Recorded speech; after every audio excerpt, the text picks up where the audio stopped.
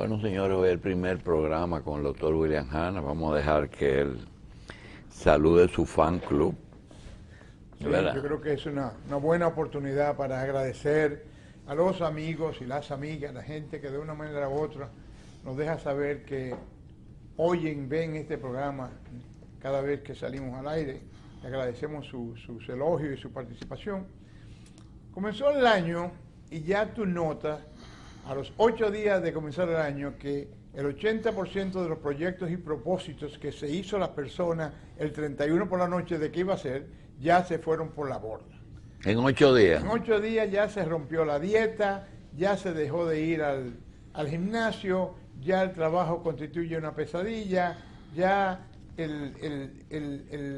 ese sueño, esa fantasía de que este año voy a rebajar las 20 libras, de que me voy a poner en tal cosa, de que me voy a inscribir de nuevo en la universidad, que vuelvo a trabajar y estudiar, comenzó a evanecerse porque las circunstancias no están dadas para todo eso.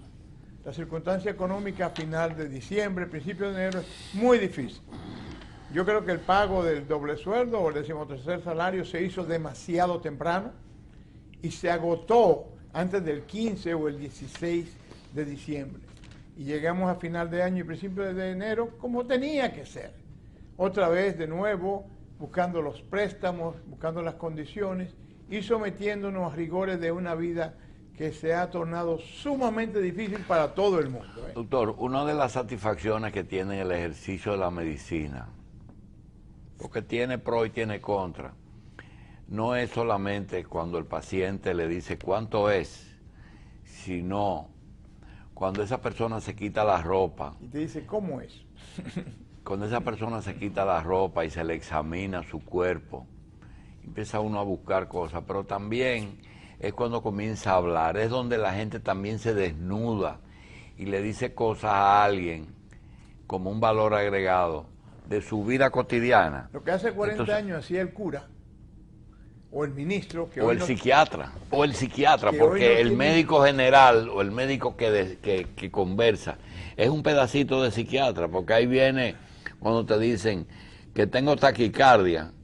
Ayer mismo me decía el doctor Dalbert Polanco, que le decía, Dalbert, tengo un pequeño ruido en el oído, y él es otorrino. Sí, sí. Me dice, mira, la principal causa es que la presión arterial en las arterias del cuello aumenta, cuando aumenta un poquito, produce un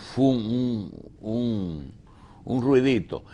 Pero, y digo, ¿y de qué eso? Dice, generalmente el estrés. Cuando el estrés sube, te sube la presión y te produce ese ruido. No es interminente, efectivamente. Y yo quería justamente decirle, como hay tantas cosas que influyen en ese confesionario que es el consultorio. Usted decía que los propósitos, pues a veces se caen.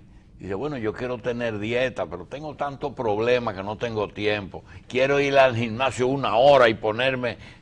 pero el que tiene problemas no va... Igual que quiero hacer un viaje.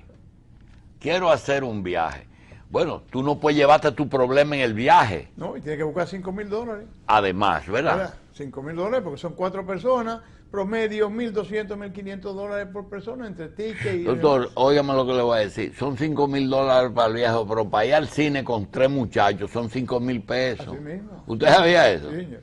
Impresionante en la historia de un médico de larga data, cómo las cosas se van transparentando. Lo que antes era imposible, inclusive delicado de tocar, hoy la mujer viene y te lo explica. No, estoy hablando de una muchacha de 45, 48 años, que tiene 22 años casado, y te dice, doctor, es que el problema mío es que mi líbido me ha bajado mucho.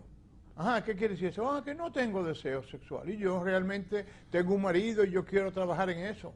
Y viene a plantearte, ya no al ginecólogo, ya no al cura, amigo, al amigo, no ni el hombre impotente, sí, sino la mujer frígida. No, y el hombre impotente cuando sale, la mujer se devuelve y te dice, doctor, yo creo que el problema más grande que él tiene no te lo ha dicho. ¿Cuál es? La impotencia. Él tiene, y bueno, y eso es un problema, y es un problema para él.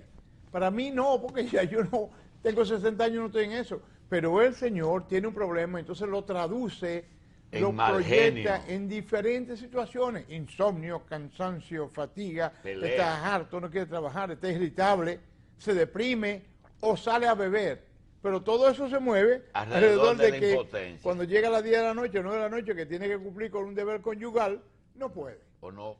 No puede, o no quiere, pero la mayoría de veces no puede. Y eso viene al consultorio del médico como fatiga crónica.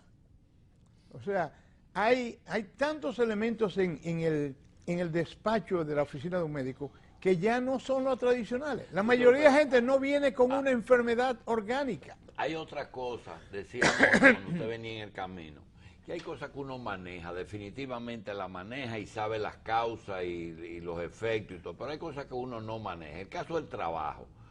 La cantidad de personas que sin usted estar en un puesto público, sin tener una influencia con un gobierno o sin tener deseo de llamar a un poco, usted no puede llamar a su paciente a decirle, mira, tú tienes una industria, consígueme el empleo, porque eso no es la función del médico.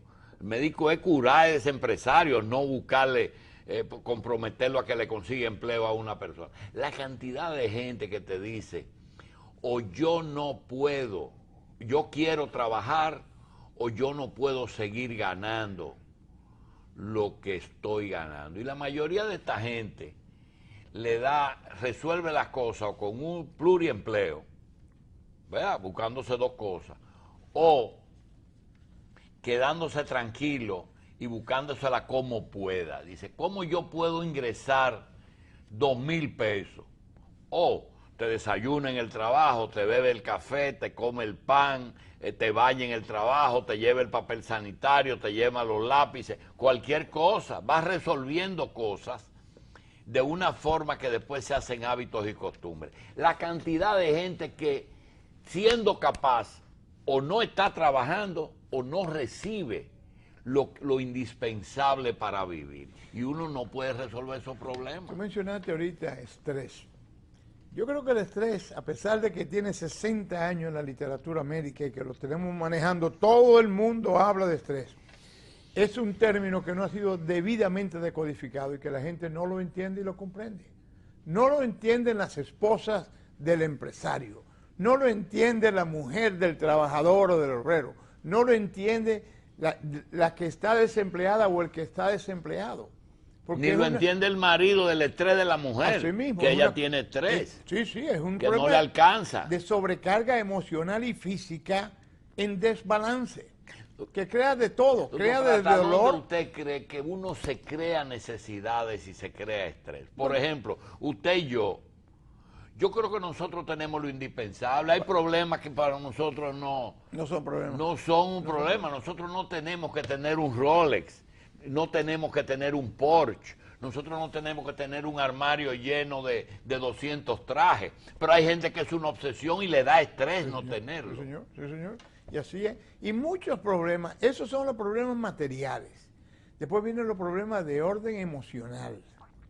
Después, la misma frustración, no gano suficiente. Este es un empleo que me gusta, pero no produzco. Y el pluriempleo no ha resuelto ningún problema económico en ninguna parte del mundo. Yo creo que sale perdiendo el que trabaja 2 horas aquí, coge un carro y sale huyendo para llegar a otro lugar y volver a buscar otra forma de ganarse la vida. No define una situación y a la larga termina perdiendo los 2 o 3 empleos que tiene. El caso del médico. El caso del médico que tiene 3 empleos y un día se levanta y dice, ¿qué día? Hoy miércoles, yo no sé dónde ir hoy.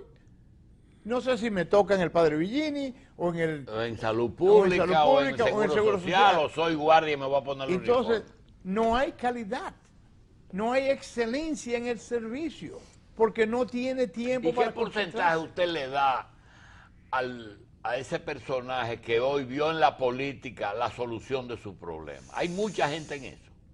Sí, una cantidad enorme en este país. Oye, tú dices que hay 625,000 empleados públicos y lo que deriva eso, tú estás hablando de millones de personas que directa o indirectamente viven alrededor del sector político, que puede ser trabajo, que puede ser médico, que puede ser ingeniero, que puede ser un contratista, pero todo eso es hoy, no hay duda, el Estado de la fuente. Y esos 600,000 empleados, ahí tú tienes los 2.000 profesores de la universidad, ¿verdad que no? De todas las universidades. No, pero no están en los 600.000 del gobierno. Directa o indirectamente sí. Los municipios están ahí. Porque uno entiende como política la política del partido de turno, del gobierno. No, no. La UAS es un recinto de la oposición. Siempre ha sido así. Sí. Entonces, para tú ser un catedrático de la UAS, posiblemente tiene que tener afinidad política o con el rector, o con el decano, o con el estudiantado en cuanto O con el partido que lo llevó. Claro, en cuanto a tu posición política. Un tipo de derecha difícilmente consigue entrar a la UAS. Y si lo hace, se frustra porque acaba de 3 meses. Hay un proyecto que se está moviendo, que no se puede hablar de ello, el que es político no puede hablar.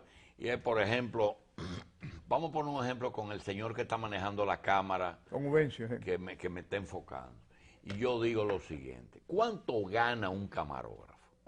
Doctor, un camarógrafo aquí anda entre los 10 y los 14.000 pesos. Ponle 20, ponle 20. No le ponga 20, que no gana 20. Ponle 20 en la generosidad del Gana empresario. 20 si tiene 2 sitios de 10. Sí, por eso. Sí. Esa persona, ¿Qué yo le digo, no, hace 8 horas, yo le digo a usted que cualquier canal está en posición de darle esos 20. Adivine por qué no se lo da. Porque Pepín Corripio no puede pagar 20. Sí puede pagar 20. Lo que pasa es que cuando él calcula que son 18 salarios, dice, no son 18, son 14. Doctor, si usted le pone preaviso, cesantía, doble Seguridad sueldo, social, vacaciones, pensión. bonificación, Seguridad son social, 18. pensión, sí. Entonces dice, no le puedo pagar 20 porque tendría que subir. Bueno, Si ese hombre se pasa un año, tengo que darle 100.000 pesos. está poniendo el dedo en la llaga de uno de los temas que, sin ser salud, representa la gran contienda entre el empresario y el empleado, el trabajador. ¿Cómo tú le mejoras los sueldos si diariamente tiene una carga económica indirecta que tú no puedes satisfacer? Entonces, ¿cómo es más fácil? Bueno, manteniendo los sueldos congelados, pero todo lo otro sigue subiendo. Y esa persona no puede comer, no puede medicarse, no puede buscar salud, no puede buscar recreación, tiene que tomarse una cerveza en el colmadón de la esquina. Sí, pero yo entendía que con ese 4%, los 4 muchachos de Ubencio no iban a gastar en educación. No, no. Porque iban a la escuela y le iban a dar desayuno. Pero no es así, doctor. Porque el 4% es como la siembra. Tú siembras la semilla hoy y en 8 o 9 meses ve la matica y en 4 años tú cosechas el caimito o las aguas, lo que sea que tú sembraste. Y el 4% es así. Doctor, hoy usted y yo tenemos una efeméride. Un 8 de enero usted y yo estábamos en Cuba. De un año hace mucho tiempo. 1990. Le voy a decir algo. Usted sabe que en Cuba fusilaban gente al principio. Sí, señor. Usted sabe que en Cuba, en un momento dado, llenaron los barcos de delincuentes y se los mandaron a Estados Unidos. Sí, los Marielitos. Usted sabe que en Cuba exportaron revolución a otros países y causaron intranquilidad. Usted sabe que se metieron en África y gastaron miles de millones de pesos en una guerra que nadie entendió nunca qué buscaba Cuba en África. En Angola. Y usted sabe que ellos eran sumisos con la Unión Soviética. Y usted sabe que todo eso nosotros lo hemos olvidado. ¿Usted sabe por qué? Porque usted coge un cubano y lo saca de Cuba y lo pone en cualquier sociedad. Y al mes, doctor, está integrado porque maneja idioma, una computadora y es capacitado. Y cuando Venezuela quiere un maestro, busca un cubano. Y cuando Haití quiere un médico, busca un cubano. Bolivia. Educación y salud los resolvieron. Y le hemos perdonado todas sus veleidades. En una conversación interesante ahora en Miami, YouTube, hace unos días, con grupos dominicanos y cubanos, tú sabes que allá hay de todo. Y yo me atreví a decirle a uno que la migración más productiva que se había producido en la historia de la humanidad consistió en la migración cubana hacia el sur de la Florida, que transformaron ese estado y los estados vecinos. En 20, 30 años, lo que otra generación de rusos, polacos, italianos hubiera cogido 100 o 200 años para hacerlo. Y es así porque se fue material preparado, se fue gente con cerebro, profesionales, maestros, químicos, ingenieros. Pero los que se quedaron se prepararon también. También. Es de las dos cosas. Ahora, los tiempos cambiaron. En aquella época se necesitaba esa carga enorme de personas para desarrollar. Hoy el mundo está prácticamente saturado y quizá Alemania es el único país del mundo que anda buscando esos técnicos. Pero entonces hay que fajarse con Alemania y los alemanes. Doctor, me pidieron que hable un poquito usted de Schumacher y de Ariel Sharon. Qué pena, ¿eh? Qué gran pena, como uno ve el mundo, un hombre que se pasa la vida corriendo a 180, 200, 220 millas por hora en un vehículo frágil aparentemente, y sale de muchísimos accidentes y sale bien.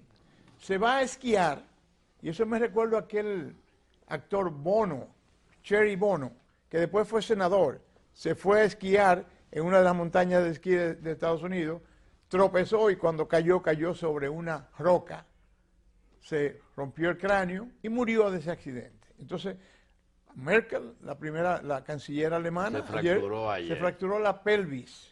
General, tú sabes que la pelvis es redonda y cuando se rompe de un lado, se rompe en el lado opuesto también. Sí. O sea, tiene una fractura doble. Son 6, 8 semanas acostada en una cama o con muletas para poderse manejar. Y Schumacher destrozó el casco protector que tenía puesto porque chocó de fuerza con una roca. Y tiene un tremendo edema cerebral con hemorragias difusas en todo el cerebro. Y ahora está en un proceso de un coma producido por accidente y sostenido con medicamentos para enfriar el cerebro. Parece el caso Superman, que hacía muchas cosas y se cayó de un caballo. Así mismo, para enfriar el cerebro a temperatura que disminuya el consumo de oxígeno. ¿Las lesiones en parietal son más graves? Bueno, donde quiera, es que produce mucho edema y como tú decías una vez, Dios hizo el cerebro en un continente tan rígido que cualquier presión produce una hernia por donde único puede hacerlo, que es hacia abajo. Y eso produce paro cardíaco y paro respiratorio. Ahí está el caso de esta niña de 13 años, 10 años, que se fue a operar de amígdalas. Hizo un paro respiratorio durante la operación, pero no paro cardíaco. Pero ese paro respiratorio duró tanto que dañó su cerebro. Cuando los médicos, anestesiólogos, cirujanos y demás se dieron cuenta, ya ella tenía daño cerebral irreparable y tenía muerte cerebral. Pero su corazón sigue latiendo. Donde está el dilema serio. Sigue latiendo su corazón. ¿Cómo tú declaras a una persona muerta si su corazón sin marcapaso sigue latiendo? Bien, retomando el tema del trabajo, nosotros tenemos que diferenciar bien, por ejemplo, un tema que vamos a tratar mucho, que es el tema de la prensa.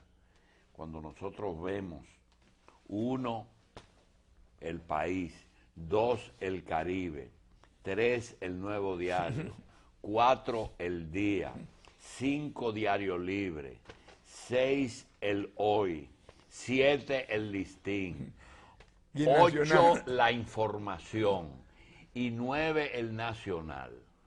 Usted dice, 9 diarios tenemos nosotros. ¿Cuántos lectores de periódico hay en República Dominicana? ¿Cuánto es la verdad de la cantidad que se tira de estos periódicos? 100,000 por cada uno. 50 algunos. 5,000 la mayoría. ¿Cuántos árboles se cortan en el mundo para convertirlo en papel periódico? ¿Cuántos periódicos necesitamos nosotros? ¿En qué consiste un periódico? El periodista, el empleado del medio, que es el periodista y el de prensa. Ese medio que tiene todo el problema de una empresa, pero eso sigue, papel, equipo, diagramación, composición, desde que pegábamos con almidón hasta que la misma computadora te pega las palabras y te arma un periódico. Ha pasado mucho tiempo. Y esta semana, lo que nos trae el comentario es la desaparición los sábados del periódico nacional, que algunos dicen, ese es el principio del fin. Yo creo que la prensa escrita de estos 9 diarios debe de revisarse, porque llega un momento en que el periódico usted puede tirarlo a voluntad propia. El doctor Hanna va a la Harris, compra una rotativa de 8 cuerpos, lo instala en una nave de Herrera, contrata a un experimentado periodista, lo nombra director, busca un contable, lo nombra jefe personal y administración y arrancan con impresión, circulación, ventas, publicidad, distribución. Cobros. Y cobros. a Dios que repara, a tirar papel con las mismas noticias que dicen todos los otros. Yo me pregunto, ¿cuál es el objetivo del país? ¿Cuál es el objetivo de que un solo dueño tenga 4? 4. ¿Para qué? ¿Lo hace más rico? No. Pero si deja el espacio, alguien lo llena. Sencillamente competencia. Nosotros vamos a hablar de ello y vamos a hablar de trabajo, porque para mí me cautiva el periodista como empleado, el médico como productor. Un médico lo que tiene una secretaria, pero yo no conozco los contadores del médico. El que le presenta ¿cómo se llama? Las declaraciones al... ¿Por qué? Porque el médico da clase en la universidad le descuenta el impuesto. Trabaja en salud pública, le descuentan ahí. Trabaja en el Seguro Social, le descuentan ahí. Es teniente general asimilado y le descuentan ahí. Entonces trabaja... Y las ARS le pagan con cheque. Las ARS le descuentan los impuestos. Entonces no necesita una gente que declare sus impuestos. Pero el abogado, esos abogados que andan haciendo buble, ¿cómo que se llama? Esas grandes oficinas que hacen estudios de due diligence. Yo le digo buble porque a ellos es buble. Esa gente gana, eso es un mundo aparte, distinto al amigo que te para en el Palacio de Justicia. Julito, consígueme combustible. Doctor, sí, tenga 500 pesos. Sí. El abogado en la puerta del Palacio de Justicia a las 9 de la mañana no tiene para moverse. El médico que no tiene para comprar, pero hay otras cosas que vamos a hablar. Bisonó es mi líder, pero Bisonó no transfiere sus beneficios al consumidor y eso lo pueden hacer las empresas. Lo que está haciendo Bisonó lo puede hacer la Manicera con sus empleados. Se ganan $1 millón de pesos en un apartamento. Y dice, pero yo hago las calles, las aceras, los contenedores, el solar y el parqueo. Es verdad, pero te gana $1 millón de pesos en un apartamento de 3 millones de pesos.